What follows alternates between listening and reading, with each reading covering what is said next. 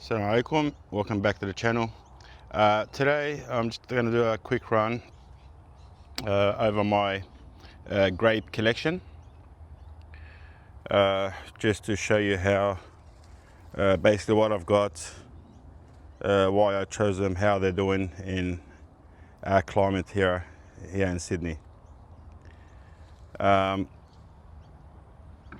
before we do that, please, if you can help the channel out and just hit that like button, and if you're not a subscriber, please be our guest and subscribe if you enjoy gardening videos or even cooking videos. Okay, so basically so far I've got 5 varieties of grapes planted in my food forest, in my orchard, my backyard. And we'll start with this one here. This is actually a autumn Royal Grape.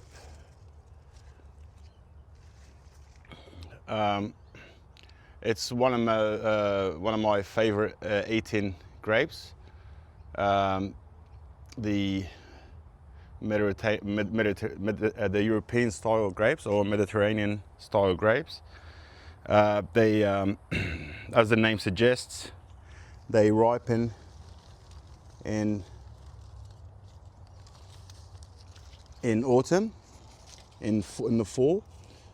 They ripen to a purple bluish color.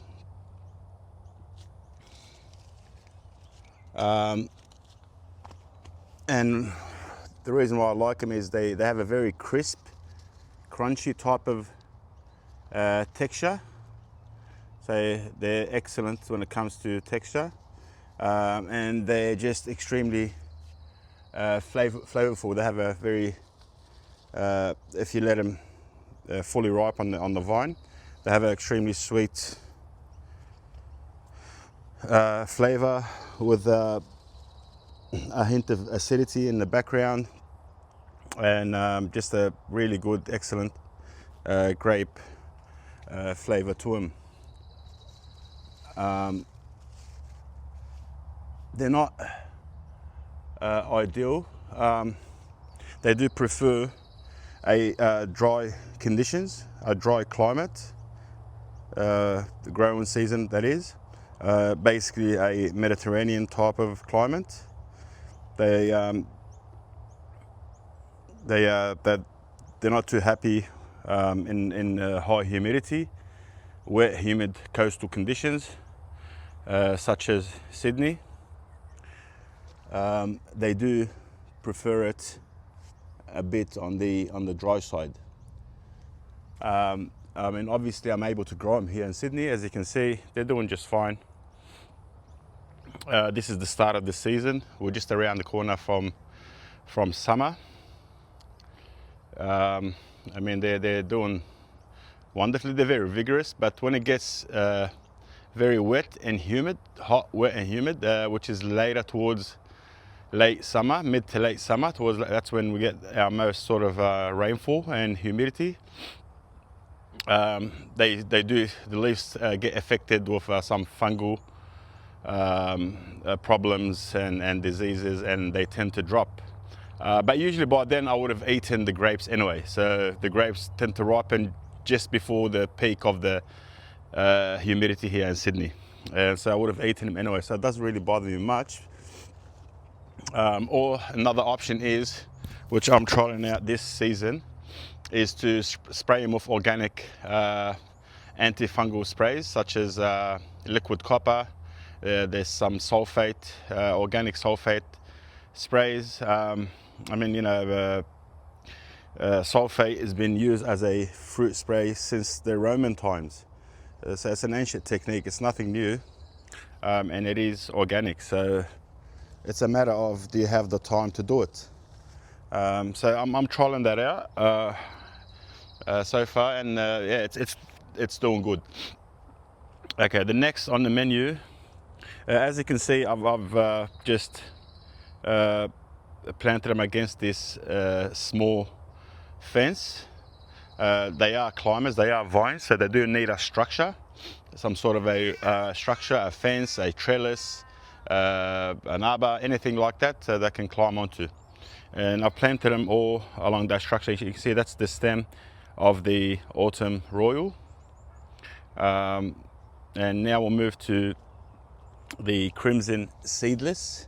See, that's the oldest one and the thickest one out of my grapes. And you can see the bunches have formed beautifully on the vine. Very productive tree or vine. You know, if you look right through the vine, they're just hidden all over the place. You can see there's some there, some there. There's another big bunch over there. More in there. There's even more on the other side of the fence. So Crimson Seedless is also an excellent eating grape, a table grape. So all the grapes that I've got are table grapes. They're for fresh eating. Obviously, we don't do wine and things like that, so they're strictly for table grapes, for eating fresh. So Crimson Seedless is also an excellent eating table grape. Again, it's very crisp, which is usually our preferred texture when it comes to grapes or a lot of sort of fruits and things like that. They have a very crisp feel to it when you bite into it,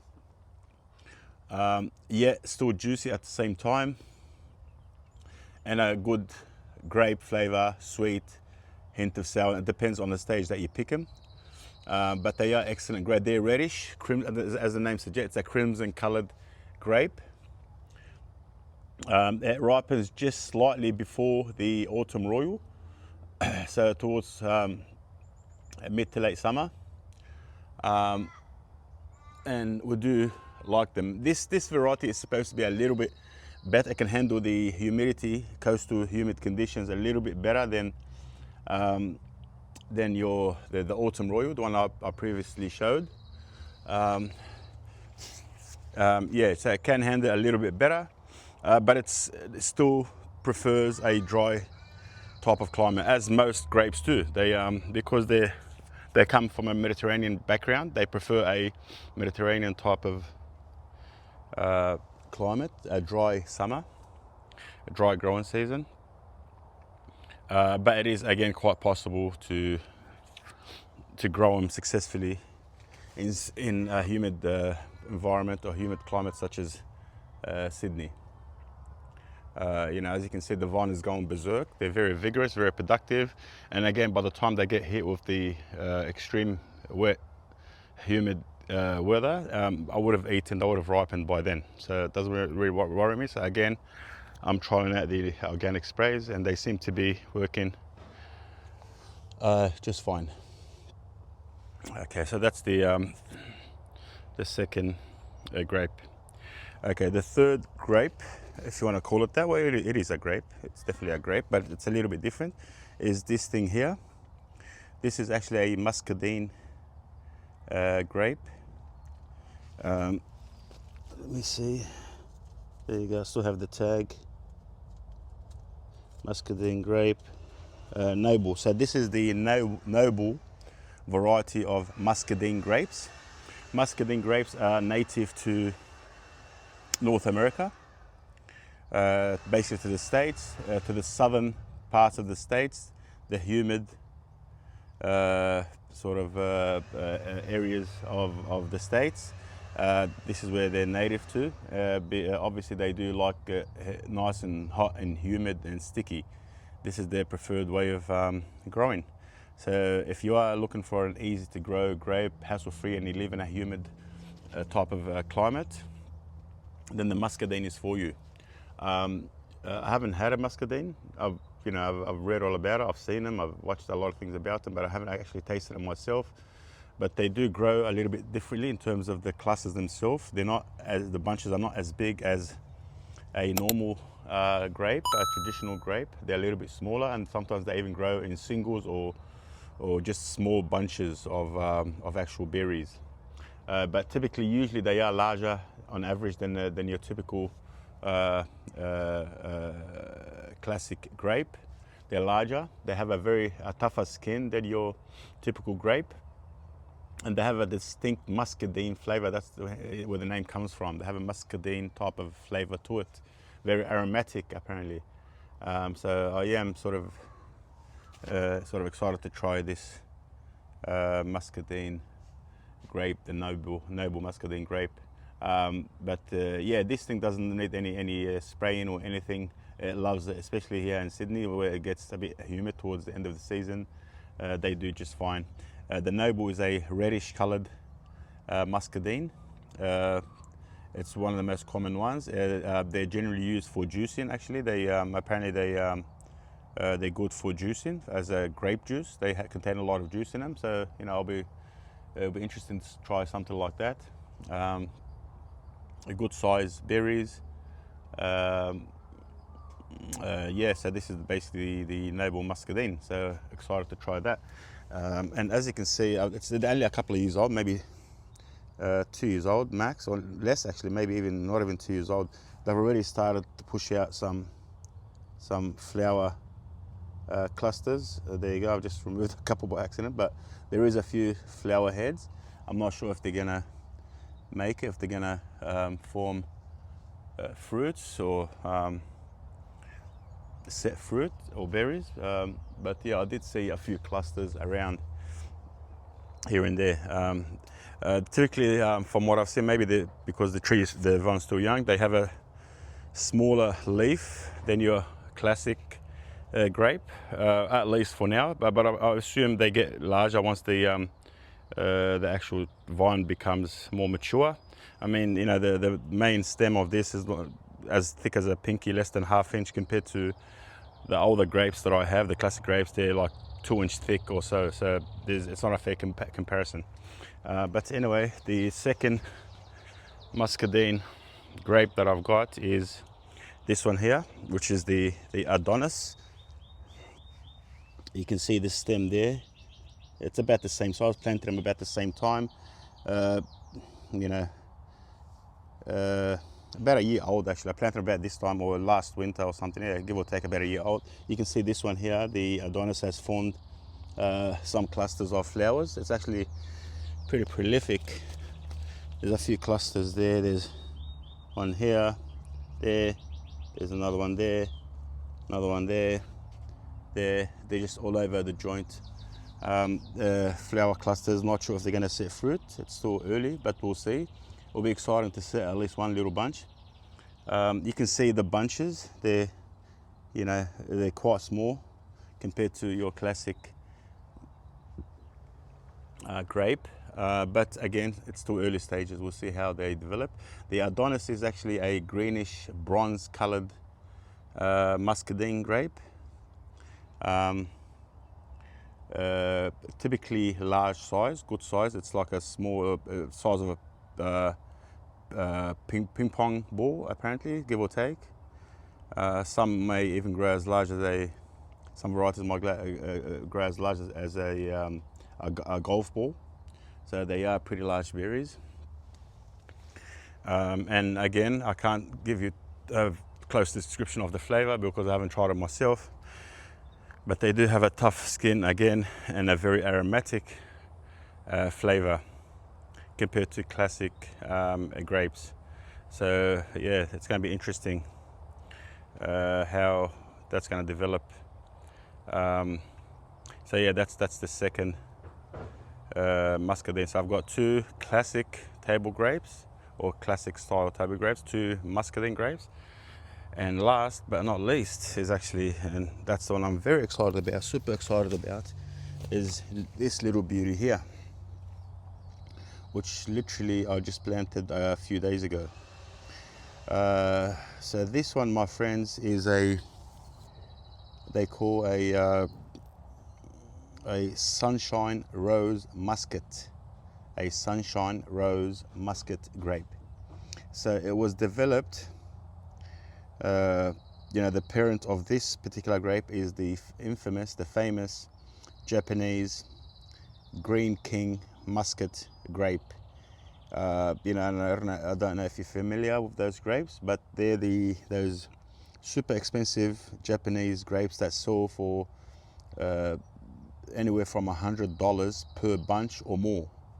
Some might go into the hundreds of dollars per one bunch. I'm not talking about a plant, just a bunch of grapes that sell for $100 plus from Japan. They have a very large greenish berries, size of a ping pong ball, give or take. Extremely crisp, very sweet, and acidic notes, and just a beautiful, delicious flavors. They're known to be one of the best, if not the best, grapes in the world. Well, definitely the most expensive ones, that's for sure. Well, this particular one, the Sunshine Rose Muscat, was developed from that particular Japanese King Muscat. And the reason why I didn't get the Japanese, I would have, it was available to me, but I chose not to get the Japanese one. This actually here is a Chinese strain. So basically they developed it in China from the Japanese green muscat. And the reason why I chose this, and I believe this is superior to the Japanese one, is because, one, the growing conditions. The Japanese muscat, the famous Japanese muscat, basically to achieve good results, productivity and quality of fruits. Basically you would have to sleep with the grape, more or less. It's very finicky, very hard to grow. It requires a lot of spraying. Does not like humid conditions. It's just a drama queen of a variety. It requires a lot of care, like full-time care, and that's part of the reason why it's so expensive, because they have full-time workers, working on each bunch of grape day and night, pruning it, separating it, thinning it, spraying it, make sure the sun is hitting it in every direction just to achieve the perfect results. So it's a very hard grape to grow, especially in humid conditions. They don't like humid conditions either. They're very finicky and picky. Basically, they're babies, they're sooks, But this particular one, the Chinese developed Sunshine Rose, is exactly the opposite. It's very easy to take care of, loves humidity, loves hot, humid conditions. It requires minimum spraying and care. And apparently the flavor is more, it's a little bit smaller than the Japanese. It's still a green, very similar looking grape to the Japanese muscat, just slightly smaller on average, slightly smaller. But they are more crisp apparently than the Japanese one, which is right up my alley. That's exactly how I like my grapes. Crisp, juicy, a bit sweeter than the Japanese one. And they could, obviously they're going to be biased, but according to Chinese people, it's a superior grape to the Japanese muscat. So yes, this is my latest baby right now, the Sunshine Rose Muscat grape. It'll be a couple of years before I can try one. Obviously it's still young, but very excited to try this. And this is basically my whole collection. Let me take you now to the other side of the fence to just show you how they're looking from the other side. And this is how they look like from the other side of the fence, from my driveway side of the fence. You can see it's extremely productive here because they do get more sun on this side. So this is the preferred side for the grape anyway, for the vines. You can see there's clusters everywhere. This is all the grapes combined actually, the Autumn Royal, Crimson Seedless, the two Muscadines as well. can see very large bunches of grapes are developing. I do need to net them. I usually net them with a big organza bag, individually net each one, each bunch that is, with organza bag, and that usually keeps the pests away, birds and insects and anything in between that likes to eat my grapes. Yeah, they're just extremely productive.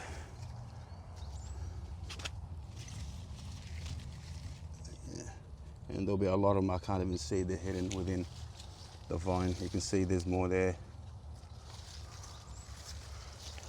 Another cluster there.